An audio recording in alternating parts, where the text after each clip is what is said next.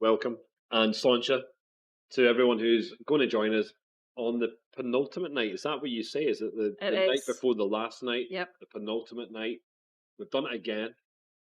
Bushmills. Here's Lauren. We are going to be doing some special tasting tonight. It's all about the Causeway collection.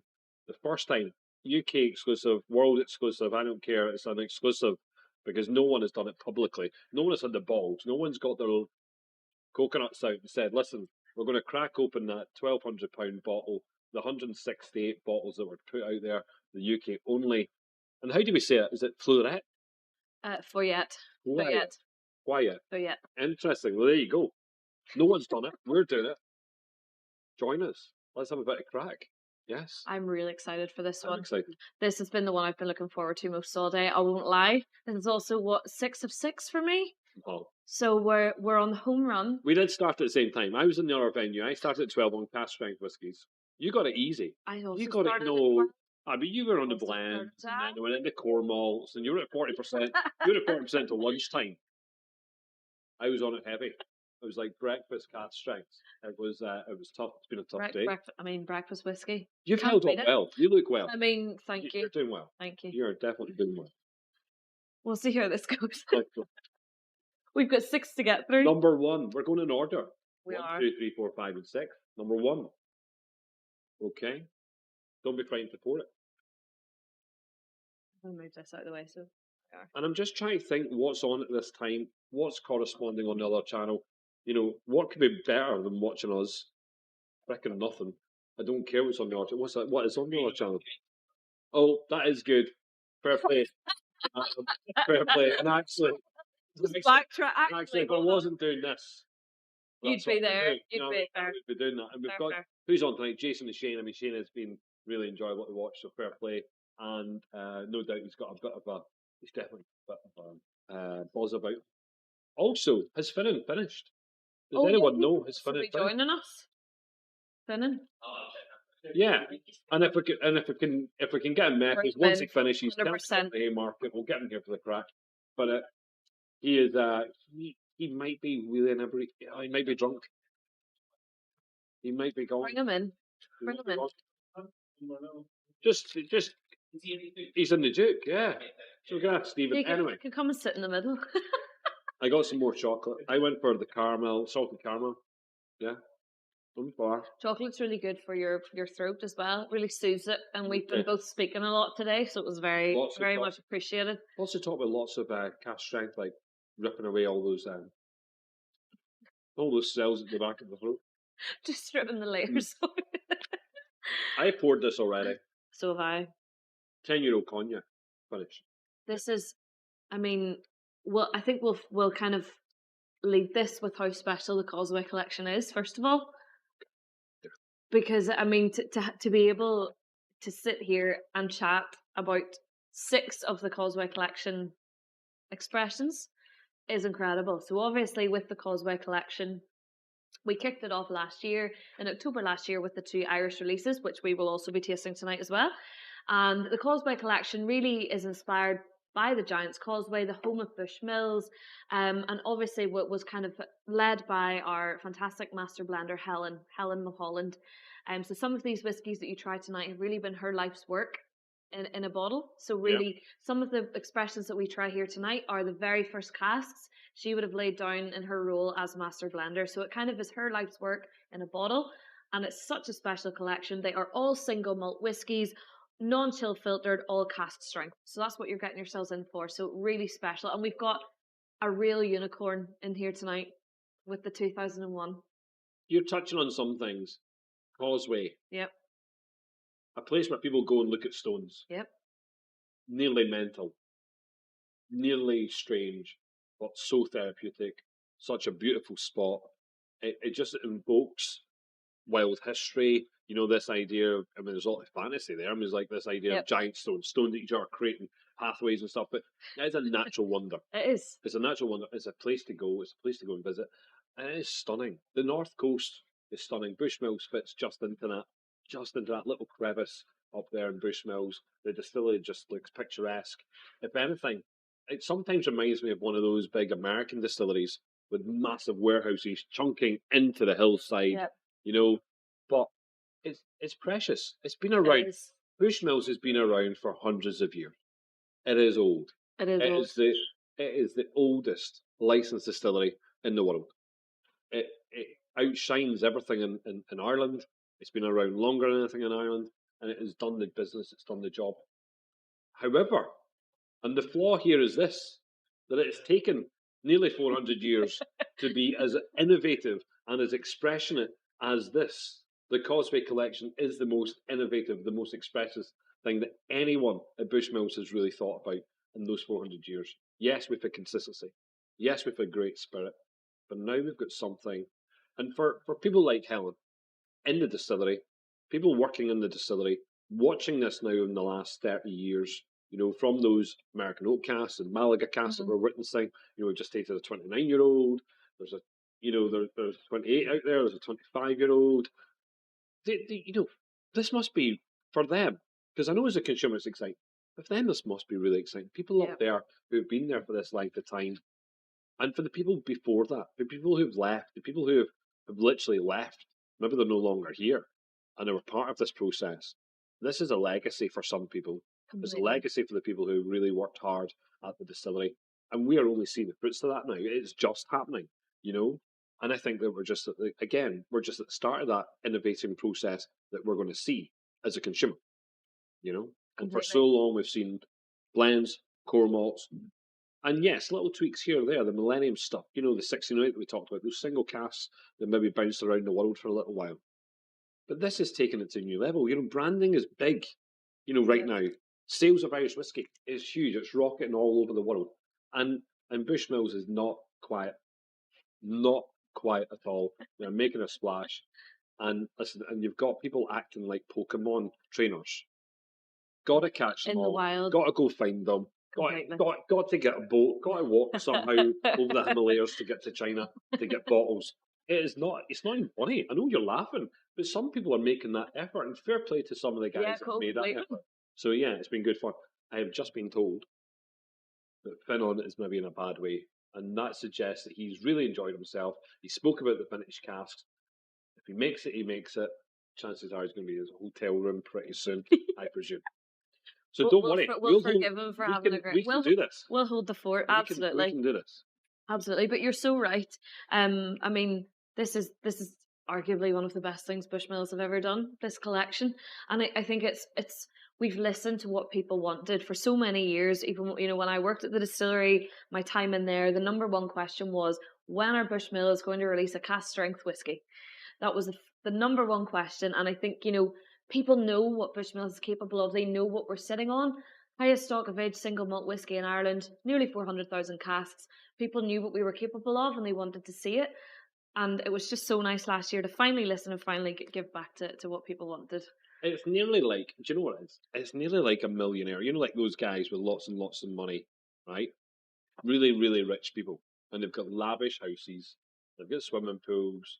They've got like big tennis courts. They've got everything. And they've got like a walled garden. And they've got trees. And they've got everything that you could imagine a rich person have. Maybe they have lots of cars. And that's like Bushmills for a moment. Think of that. Lots of things that people never had the opportunity to touch, get in about, try, feel. Completely. And yet all of a sudden, Bushmills have said, you know what? It's important that this is experienced and shared. So it's like the millionaire going, listen, here, do you know what? Come and take a ride in the Ferrari. Come and... It's like flexing the muscles a little bit. Flexing. I like that. I've used that a couple of times in the last couple of days. Flexing is important. It is about flexing. It's about showing off. It's about, this is very much showing off. This is not in a bad way showing off. This is important showing off. This is you having to do what is necessary for you to compete. Yeah, completely. And not just against your peers, not against the IDLs and the new brands coming up, the Dingles and the Dunvilles and all these bottlings that are coming through. It's to compete against the world of whiskey, because the competitors out there are racing and running hard. The Japanese are running and racing hard. In fact, I had a conversation, and I mentioned it in the festival. Someone actually didn't even mention Irish whiskey when they talked about world whiskies. They went through everything, and I was like, you're missing Irish whiskey. And so Bushmills, I think, have realised that is important. That the competition is not necessarily the next door neighbour. The competition is taking on, high end Scotch, taking on world beating Scotch whiskey, and taking on the Japanese market, taking on the bourbon, and going into those sectors and saying, do you know what, we've got something special here. Yeah, completely. We can give you a 30-year-old whiskey. And we'll give you a Absolutely. good money, and we're not going to do a Macallan or a Glenfiddich or a Glenmorangie. We're not going to charge the world. We're going to say, here is a 30-year-old, and actually probably the most, and yeah, I've said it many times, it is for value for money, pound on pound, the best 30-year-old, whiskey, pound on pound, out there, for value, unbelievable. And is it all gone? Is it sold out in the no, it's pretty sure it's airport? still there. I think it's selling out very fast, but there's still a few. It's unreal. But the Causeway collection wasn't just about the oldest, age-statement Bushmills that you've ever put out, which is the 30th. It's about other expressions, and this first expression is the 10-year-old. It went out to the German market. Yes. Yes, it did indeed. And, German exclusive. German exclusive, which meant we had to make lots of friends in Germany. I don't even like German people. Joke. Love German people. Got lots of friends. Rudy, thank you very much if you're listening. Thanks very much for getting me this whiskey and sending it to me. We do swaps all the time. We've got Tim Raspisti swapping all the time, and we're swapping some Bushmills. I really do appreciate that. Thank you. And he's now nursing. Do you know what he's doing now? If no one knows Rudy, Rudy's a lovely fella. He's big on his whiskey. He was big on chickens, and now he's big on bees. And I'm like, that. What a legend. Save the bees. Save the bees. He's just got all these bees. Love it. Me a video the other day. Paul, you're going to love this video. I'm dubious what the video is.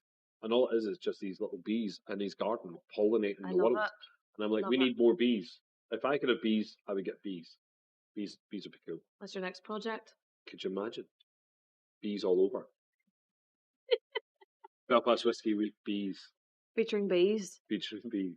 How have we ended up here in this conversation? No idea. We haven't even had a one whiskey yet. It's good, eh? It's what time? 10:15.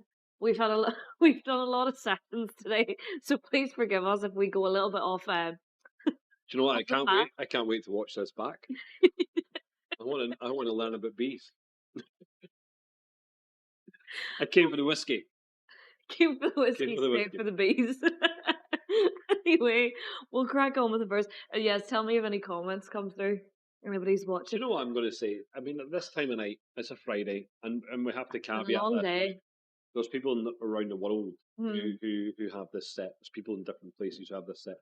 I think the local people remember as well. Have probably been on the lash all day. I know there's been a lot of sessions on. So see if I don't have comments here, I don't really care. Nope. I still have. Oh, you remember that small audience we had? The really small audience. It just got smaller. We're down to one person. And here, fair play to that one person who's making the effort.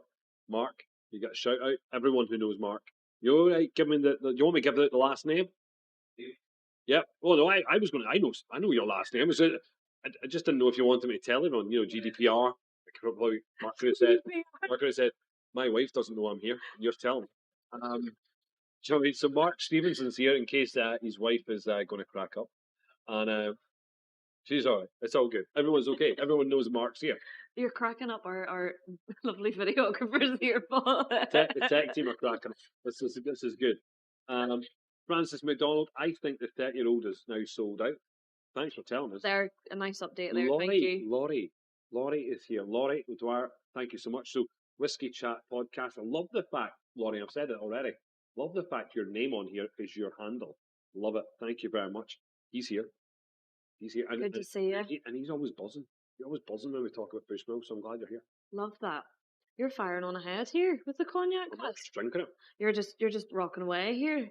We haven't even. No, but there's no point in letting it sit in the glass. Like it's been sitting in a bottle for a little while, and it's been sitting in a cask for 10 years. This is the drumstick one. We've had this conversation so many times before. People think I'm mad. It smells like drumsticks. She's not mad. It does. It smells like drumsticks. It's gorgeous. So this is the 2010 Cognac cask. And not cask strength, which a lot, and I think on the taste, because we're used to Bushmills being 40%, we're kind of thinking, yeah, everything above that's cask strength, but it's not actually cask strength. 46. So this was obviously 10-year-old. So 8 years in bourbon and sherry, and then 2 years in cognac casks. That's honestly the drumsticks. I just can't. I can't get over it. I'm nearly finished my pour. I didn't pour the whole thing because when I thought he just absolutely sank a 50 ml sample of whiskey, and I was like, "We have 5 more to go." I know. It's. I thought you were on a very, very steep hill downwards there, Paul. I do know I've got a whole I haven't day. even had a sip I've yet. got a whole day ahead of me tomorrow as well, so I've got to just be a wee bit, cautious. Do you know what I'm doing tomorrow? Chillaxing. Sleeping. That's exactly what I'm doing. Not jealous at all. Not jealous.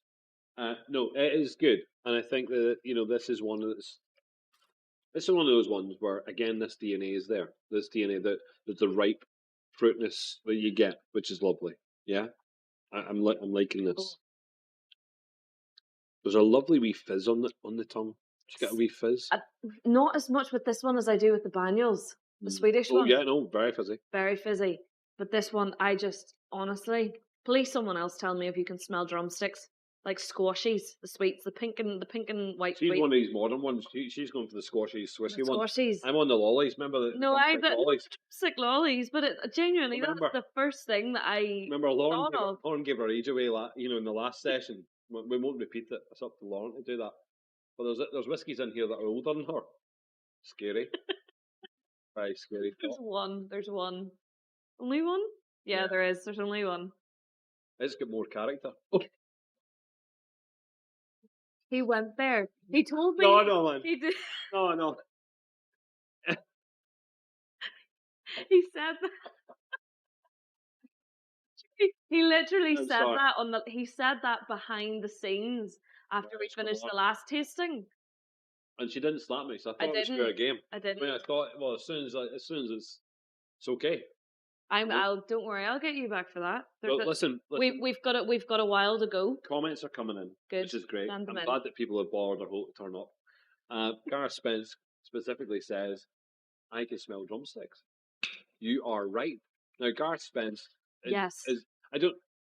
Gareth was on the other night with me. We were doing a great wee tasting, and Gareth was there. We did the last drop tasting with he used to be known as Prince of Paddy, Lord of the Last Drop. Yeah, he's now Lord of the Last Drop. Michael. And to be honest, he's a good lad. He's good. He's a good lad. He's a great lad. And here he was actually quite funny. And I was talking to him about Gareth, and Gareth was in the crowd. And Gareth has a wee notebook of every whiskey we've ever tried, or he's ever tried. Ever. He writes it down. That. He loves these. Love that. And I've always said, listen, you need to publish them. Publish them. Get them out there. Let people see them. We are the most randomest tasting notes you'll come across. Things like Old Sock, wet, smelly trainer, and dirty pants. Don't you things talk. Like that. He is really. Don't talk. You and Phil and Jamie with the wet gravel and the freshly painted curbstones. But I'm very. Yeah. But I know what. To be honest, I don't write mine down. He writes his down. He puts his in the book, and here we were cracking. If anybody can hear laughter, we're cracking up our videographers and some of our guests. Let them laugh. They were taking the hand, but you can't talk about Old Socks when you talk about wet gravel. Listen, there's many things you can smell and taste. It evokes memories and certainly evokes old conversations. So you remember things. You certainly remember tastes that you've had. I'm lucky. I mean, I don't know about you, Lauren, but not that I was brought up, anything special, but my mum would have given me food. Just like every other human. Yeah. But I got to taste lots of things. So you taste different fruits and you taste different vegetables, and then you go around the world, or you go as far as you can with your limits, and you go and try and eat everything. Like, there's not a type of food I've not tasted. Yeah. I love Indian food, Chinese food. Gives you the appetite for it, and then and then you've got all those flavour profiles stored in your head, and you can revert back to them. Whiskey invokes those memories. Peter says he's back again for more punishment. So Peter was in there. It's not punishment. I hope it's not punishment. I hope you're having a bit of crack. But yes, I'm thinking Gareth Spence. If he's saying that you're right, he means shut the front door. Look who it is. Now we'll keep him in the background because actually I think it's probably we're not going to bring phone in on here because look at this space. Finon might just take it all up, but we're going to keep him in the background. I think what we should do is get a microphone for Finon in the background. Let's make sure he can come in whenever I want him, which means I'll signal him, which means he can't speak all the time. But I think it'll be good. And also, Finon, you need your whiskey. You need the Causeway selection. So it's up behind the bar.